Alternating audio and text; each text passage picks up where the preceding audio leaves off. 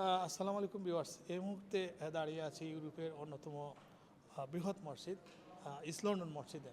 আপনারা জানেন যে প্রতি বছর এই ইস্ট লন্ডন মসজিদে বৃহৎ ঈদ জামাত অনুষ্ঠিত হয়ে থাকে। আগামী রবিবার ঈদুল আজহার জামাত অনুষ্ঠিত হবে এই ইস্ট লন্ডন মসজিদে। তো আমরা জানার চেষ্টা করব এই মসজিদের ঈদ জামাতকে কেন্দ্র করে তাদের প্রস্তুতি এবং এবার কয়টি জামাত অনুষ্ঠিত হবে। তো আপনি যদি বলেন যে আমাদের এবার আপনারা ঈদ জামাতের কেমন প্রস্তুতি নিয়েছেন? আসসালামু আলাইকুম রহমতুল্লাহ। আপনাদের সবাইকে ঈদ মুবারক, ঈদের শুভেচ্ছা। ইস্ট লন্ডন মসজিদের পক্ষ থেকে আমরা ঈদকে সামনে রেখে এই বছর একটা প্রজেক্ট হাতে নিয়েছি, যেটা হলো গিয়ে শ্রেষ্ঠ 10 দিন। ঈদের আগে যে দুল হিজ্জার 10 দিন, এটা কিভাবে আমরা পালন করব, এই ব্যাপারে আমরা একটা বিশেষ অনুষ্ঠান করতেছি। প্রত্যেক দিন মাগরিবের নামাজের পরে আমাদের ইমাম সাহেবরা সূরা ইব্রাহিমের তাফসির করতেছেন, ছোটদের জন্য, বড়দের জন্য, সবার জন্য। এবং আগামী শুক্রবার দিবাগত রাতে এখানে আমাদের যে অল্প বয়সী মুসল্লিরা আছেন, ইয়াং মুসল্লিরাদের জন্য রাত জেগে ইবাদত হবে এবং হাজ এবং ঈদ সম্পর্কে ওনাদেরকে তালিম দেওয়া হবে। এবং পরের দিন, যেটা আরাফাতের দিন, শনিবার, এখানে রোজার ব্যবস্থা হবে এবং আমরা আশা করতেছি প্রায় 1000 খানেক লোকদের জন্য বিশেষ ইফতারের ব্যবস্থা হবে আরাফাতের দিন।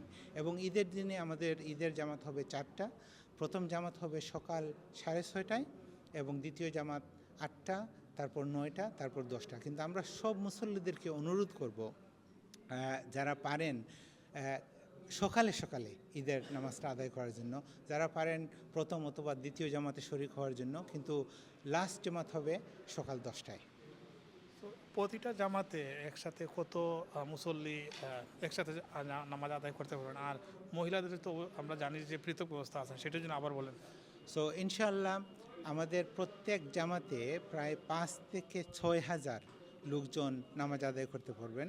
এর মধ্যে প্রায় 2,000 সিস্টার মহিলাদের জন্য ব্যবস্থা হবে। যেহেতু আমাদের এক্সটেনশনটা আপাতত বন্ধ, এই জন্য ক্যাপাসিটি, আমাদের মোট ক্যাপাসিটি প্রায় 7,500 থেকে 8,000।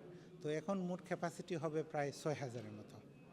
তো আর কোনো দিক নির্দেশনা আছে কিনা? মনে করেন যে অজু পড়ে আসা, গাড়ি না আনা, এই বিষয়ে। তো মুসল্লিদের কাছে আমাদের যেটা অনুরোধ থাকবে, এটা হলো গিয়ে সকাল সকাল মসজিদে আসার জন্য এবং যেই পথ দিয়ে আসবেন এই পথে না গিয়ে অন্য পথে যাওয়ার জন্য। নিজের যে যাবতীয় জিনিসপত্র থাকবে এটা সবসময় নিজের সাথে রাখার জন্য, কারণ ওনারা যে দিক থেকে মসজিদে ঢুকবেন এই দিক থেকে মসজিদে বের হবেন না।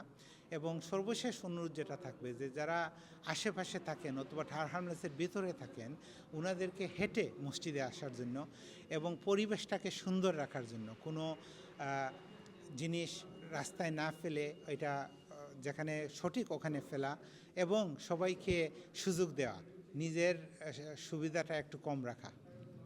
ধন্যবাদ আপনাকে।